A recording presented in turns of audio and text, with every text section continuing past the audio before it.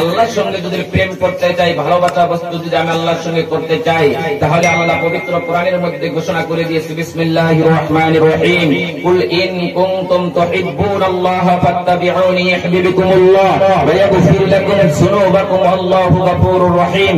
আল্লাহ তাআলা তার হাবিবকে লক্ষ্য করে বলছে, হাবিব তুমি তোমার উম্মতিদেরকে শোনায়ে দাও, তোমার উম্মতিদেরকে তুমি জানিয়ে দাও, তোমার কোন উম্মত যদি সরাসরি আমি আল্লাহর সঙ্গে প্রেম করতে চায়, ভালোবাসা করতে চায়, ইউহিব্বুকুমুল্লাহ আগে যদি তোমাকে অনুসরণ করে না, তোমাকে যখন অনুসরণ করে যখন আমলে লিপ্ত হয়ে যাবে, আমি আল্লাহ ঘোষণা করে দিয়েছি তার সমস্ত গুনাহগুলি আমি আল্লাহ মাফ করে দিতে পারি। বলেন সুবহানাল্লাহ।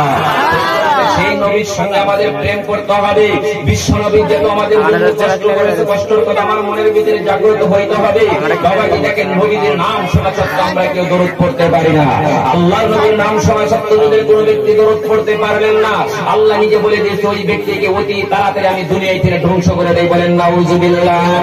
ও বাবা, বাবা তোমরা ভালো করে শুনিয়ারা করে বাবা, ও মা, মা তোমাদের পায়ে ধরে বলছি রে মা, ভালো করে শুনিয়া রাখো। আল্লাহর নবীর সঙ্গে যদি আমরা প্রেম করতে চাই, ভালোবাসা করতে চাই, যে নবী 63 বছর জিন্দেগির ভিতরে কোনদিন নরম বিছানার ভিতরে ঘুমাইতে পারল না, আমার নবী 63 বছর জিন্দেগির ভিতরে কোনদিন উদ্দর উপরে খানা খেতে পারল না, আমার নবী 63 বছর জিন্দেগির ভিতরে কোনদিন বালিশের ভিতরে মাথা লাগাইতে পারল না, 63 বছর জিন্দেগির ভিতরে উম্মতি উম্মতি বলে আমার নবী চোখের পানি ছেড়ে দিয়েছে। কেমন উম্মত হয়েছে রে, সে নবীর নাম শোনা সত্ত্বেও আমরা দরুদ পড়তে পারি না রে মুসলমান। এইবার ভালো করে শুনে আর করে মুসলমান, আল্লাহর নবী যখন মসজিদে নববীর ভিতরে খুতবায় দাঁড়াইয়া করেন, আল্লাহর নবী খুতবায় দাঁড়িয়ে কোনদিন আমিন আমিন আমিন বললেন না। আল্লাহর নবী খুতবায় দাঁড়িয়ে যখন আমিন আমিন আমিন 3 বার করে যখন আমিন বলছে, এবার নামাজ শেষ হওয়ার পরে সাহাবীরা নবীজিকে প্রশ্ন করলেন, ইয়া রাসূলুল্লাহ আপনি তো কোনদিন খুতবায় দাঁড়িয়ে এভাবে তো আমিন আমিন বললেন না, একবার আমিন বলার সঙ্গে সঙ্গে আপনার চোখের পানি টপ টপ করে জমিনের মধ্যে দেখতে পড়েছে। ওগো নবীজি আপনি কি জন্য 3 বার করে আমিন বললেন? আল্লাহর নবী আর কোনো কথা বলে না।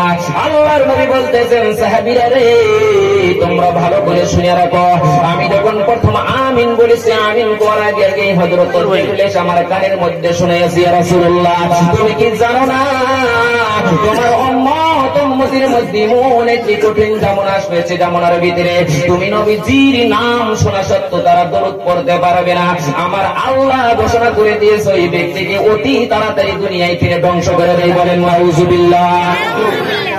2 নম্বরে যখন আমিন বলেছে, আমিন করার আগে হযরত জিবরিল আমার কানে কানে বলছি, ইয়া রাসূলুল্লাহ তুমি কি জানো না তোমার কঠিন জামানার উম্মত উম্মতির মধ্যে এমন একটা দিন আসবে, ওই দিনের ভিতরে পবিত্র রমজান মাস পেয়ে তিনারা গুনাহ মাফ করতে পারবে না, আমার আল্লাহ বলিয়ে দিয়েছে ওই ব্যক্তিকে অতি তাড়াতাড়ি দুনিয়া থেকে ধ্বংস করে দেব। বলেন নাউজুবিল্লাহ। আমিন বলেছি, আমিন করার আগে হযরত জিবরিল আমার কানে কানে বলছি, ইয়া রাসূলুল্লাহ তুমি কি জানো না তোমার উম্মত উম্মতের মধ্যে এমন একটা দিন আসবে, ওই দিনের ভিতরে ঘরের ভিতরে পবিত্র মা বাবা মা বাবার খিদমতে ছেলেরা থাকবে না, মা বাবাকে ছেড়ে নিজের মাকে ছেড়ে অন্য বাবাকে বাবা বানাইবে, নিজের বাবার চাইতে অন্য পুরুষকে মর্যাদা দিবে। আল্লাহ নিজে বলে দিয়েছে ওই সমস্ত বান্দাগুলি কি অতি তাড়াতাড়ি দুনিয়ায় থেকে আমি ধ্বংস করে দেই। বলেন নাউজুবিল্লাহ। ওগো বাবা, বাবা আজকে দেখেন যে বাবা নিজের বাবা মার খবর আমি নিতে পারি না, নিজের মা এত কষ্টের সাথে আমাকে লালন পালন করা সত্ত্বেও কিন্তু মায়ের কথা আমি জাগ্রত হই না। ও বাবা শুনিয়া রাখো, মাহে রমজান মাস চলে যায় আমরা গুনাহ মাফ করতে পারি না। ও বাবা আল্লাহর নবীর নাম শোনা সত্ত্বেও আমরা কেউ দরুদ পড়তে পারি না। এইবার দেখেন যে নবীদের সঙ্গে যদি আমরা দরুদ না পড়ি, নবীদের সঙ্গে যদি প্রেম ভালোবাসা না করতে পারি, আমার আল্লাহ বলে দিয়েছে এক ব্যক্তি সারা জীবন আল্লাহ আল্লাহ বলে কাঁদতে কাঁদতে যদি চোখের পানি শেষ করে দেয়, যতক্ষণ পর্যন্ত নবীর সঙ্গে প্রেম ভালোবাসা না হবে ওই সেজদা আল্লাহর দরবারে কবুল হবে না। বলেন নাউজুবিল্লাহ। ও বাবা বাবা তোমরা ভালো করে শুনে রাখো, এইবার ওই নবীর সঙ্গে যদি আমরা প্রেম করতে চাই, ভালোবাসা করতে চাই, নবীজির আখলাক কি ছিলেন, নবীজির চরিত্র কি ছিলেন, ওই চরিত্রের সঙ্গে আমার চরিত্র ফিট করতে হবে। নবীজির আখলাক কি রকম ছিলেন, নবীর আখলাকের সঙ্গে আমাদের ফিট করতে হবে। আল্লাহর নবীর মনে একটা আখলাক ছিল রে।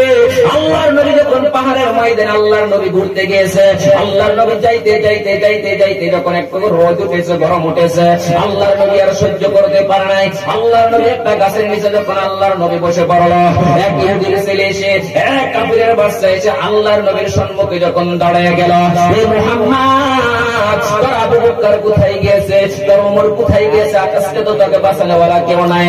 আল্লাহর নবীর সম্মুখে দাঁড়ায় বিশ্ব নবীর শরীরের ভিতরে ঠাস ঠাস করে গালের ভিতরে থাপ্পড় লাগাইয়া দিল। যে নবীর শরীরের ভিতরে কোনদিন আল্লাহ তাআলা একটা মৌমাছি পর্যন্ত কামড়াতে দেয় নাই, আবার নবীর শরীরের ভিতরে একটা পোকামাকড় পর্যন্ত কামড়ায় নাই। আমার নবীজির শরীরের ভিতরে যখন ঠাস করে গালের ভিতরে থাপ্পড় লাগাই দিল, আমার নবীজি শরীরটা গরম করলো না, আল্লাহর নবীজির শরীরটা মেজাজটা গরম হলো না। আল্লাহর নবী জোর জোর করে চোখের পানি ছেড়ে ছেড়ে বলতেছেন, যুবক রে যুবক, তুমি যে হাতে আমার গালের ভিতরে থাপ্পড় লেগে দিয়েছ, নিশ্চয় তোমার হাতের ভিতরে কেমন আঘাত পেয়েছে রে বাবা। বাবা বাবা বলে যখন ডাক দিয়েছে, ওই ইহুদির ছেলে নবীজির আখলাক দেখে একসঙ্গে কলেমা পড়ে মুসলমান হয়ে গেল। বলেন সুবহানাল্লাহ। পৃথিবীর জমিনে যারা তাবলীগ করেনেওয়ালা বাবা আছেন, আলেম সমাজ বাবা আছেন, যারা পীর মুর্শিদ করেনেওয়ালা বাবা আছেন, তাদের পায়ে ধরে বলছি, যতক্ষণ পর্যন্ত নবীজির আখলাকের সঙ্গে আমার আখলাক চরিত্র যতক্ষণ পর্যন্ত সিটিং ফিটিং না হবে, ততক্ষণ পর্যন্ত আমার এক একটা সেজদা আল্লাহর দরবারে কবুল হবে না। বলেন নাউজুবিল্লাহ। বাবা বাবা তোমাদের পায়ে ধরে বলছি রে বাবা, আমার নবীজি আমাদের জন্য কত কষ্ট করে গেছে, আমরা তো কেউ বুঝি কেউ বুঝি না। আমার নবীজি যদি আল্লাহর কাছে উহুদ পাহাড়টা সোনায় পরিণত করতে চাইতো, সোনায় যদি বানানোর কথা আল্লাহকে বলতো, আল্লাহ দিয়ে দিত। কিন্তু আমার নবীজি উম্মতের কথা মনে পড়ে সব সময় উম্মতি বলে বলে একদিন না দুই দিন না গোটা 3 দিন হয়ে যায় আল্লাহর নবীর পেটের মধ্যে কোনো খানা যায় নাই। ওরে বাবা, ওই নবীর কথা শোনা সত্ত্বেও আমরা কেউ দরদ পড়তে পারি না। এইবার শুনিয়া রাখেন মুসলমান, আমার নবীজির একটা কালগুজের একটা ওয়াকি আপনাদের সম্মুখে শোনাইয়া দিয়েছে। আল্লাহর নবীজি যখন পৃথিবীর জমিনের ভিতরে আল্লাহর নবীদের বেশি ভালো লাগে না, আল্লাহর নবীদের ক্ষুধার তাড়নায় সহ্য করতে পারে নাই। নবীদের একটা আখলাক ছিলেন, নবীদের একটা চরিত্র ছিলেন। নবীদের যখন ক্ষুধার তাড়নায় ভালো লাগে না, আল্লাহর নবীর শরীরের ভিতরে যখন চটপট চটপট যখন লাগাই দিয়েছে, আমার নবীজি লাহে লাহে চলে গেল মা ফাতেমার বাড়িতে। বলেন সুবহানাল্লাহ। আল্লাহর নবী বলে দিয়েছেন, আমি নবীজির পেটের মধ্যে আজকে একদিন না দুই দিন না গোটা 3 দিন হয়ে যায় আমি বিশ্ব নবীর পেটের মধ্যে কোনো খানা নাই। আল্লাহর নবী লাহে লাহে যখন মেয়ের বাড়িতে চলে গেল, মেয়েকে যখন বলতো মা মা মা বলে যখন ডাক দিয়েছে, আমার নবীজির কলিজা মুবারক ঠান্ডা হয়েছে। বলেন সুবহানাল্লাহ। এখানে অনেক বাবা আছেন রে বাবা, নবীওয়ালা আখলাক নবীওয়ালা চরিত্র যে বাবা আছেন তাদের পায়ে ধরে বলছি, আপনার মেয়ে আপনি বিবাহ দিয়েছেন ডুবার সরের ভিতরে, আপনার মেয়েকে বিবাহ দিয়েছেন ফলিমারির ভিতরে। ও বাবা, আপনার পায়ে ধরে বলছি নবীর আখলাকের সঙ্গে আপনার আখলাকটা মিলিয়ে নেন, এমন ভাবে মিলিয়ে নিতে হবে যে আল্লাহর নবী যখন ভালো লাগে নাই মেয়েকে যখন মা মা বলে ডাক দিয়েছে।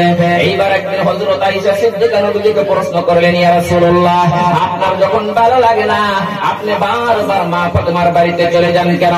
আল্লাহর নবী বলছে, আয়েশা রে তুমি ভালো করে শুনিয়া করে আয়েশা, যখন নাবালক সন্তান ঘরের ভিতরে থাকে আয়েশা, ওই নাবালক সন্তানকে যদি কেউ গরম গরম কথা বলে, কোন জায়গায় যদি কোন কল্পনা না মিটাইতে পারে, কোন জায়গায় ভালো লাগে না, এইবার পথের মধ্যে রাস্তার মধ্যে একটা ছেলেকে অত্যাচার করছে, যতক্ষণ পর্যন্ত মায়ের কাছে না বলতে পারে ততক্ষণ পর্যন্ত ছেলেরা সহ্য করতে পারে না। আমার আখলাক চরিত্র দেখবেন, এই গ্রামের মধ্যে যদি নাবালক সন্তানদেরকে দেখবেন যখন কাঁদতে কাঁদতে যখন আপনার বাড়ির ভিতরে আপনার সন্তান এসে গেছে, বাবা বলে বাবা কি হয়েছে, ওই সময় বেশি কান্দা বেড়ে যায়। যদি কান্দাও না থেকে মায়ের সঙ্গে যখন কল্পনা ভুলে, ওই সময় তো জোর জোর করে চোখের পানি ছেড়ে দেয়। আল্লাহর নবী বলছে, আয়েশা আমি নবীজির শরীরের ভিতরে যখন আঘাত লেগে যায় ভালো লাগে না, ক্ষুধার তাড়নায় সহ্য করতে পারি না। আমি লাহে লাহে যখন মা ফাতেমার বাড়িতে চলে যাই, আমার মা ফাতেমাকে দেখার পর আমি যখন শরীরের সমস্ত কথা ভুলিয়া পড়ি, আমার মা আমাকে ধরে এইবার ঘরের ভিতরে নিয়ে আমার মা আমাকে যখন মাথার ভিতরে তেল মালিশ করে দেয়, ওই সময় আমার মায়ের কথা আমার মনে পড়ে যায়। এই সময় বলি আমার মা দুনিয়ায় দিলে চলে গেছে, আমার মার কোনো দুঃখ নাই, কিন্তু আমার কলিজার টুকরা মা ফাতেমা যখন মাথার ভিতরে হাত লাগাইছে, আমি নবীজির কলিজা মুবারক ঠান্ডা হয়ে যায়। বলেন সুবহানাল্লাহ। এইবার পরীক্ষা করে আপনার মেয়েকে বিবাহ দিয়েছেন পলিমারির ভিতরে, আপনার শরীরে ভালো লাগে না, আপনি একটু একটু দূরে দূরে যাইতে যাইতে এইবার দেখেন আপনার পলিমারি গ্রামের ভিতরে আপনার মেয়েকে আপনি মা বলে যখন ডাক দিবেন, আল্লাহর নবী বলছে ওই বুড়া বাবার কলবের ভিতরে আল্লাহ তাআলা শান্তি বর্ষণ করে দেয়। বলেন সুবহানাল্লাহ।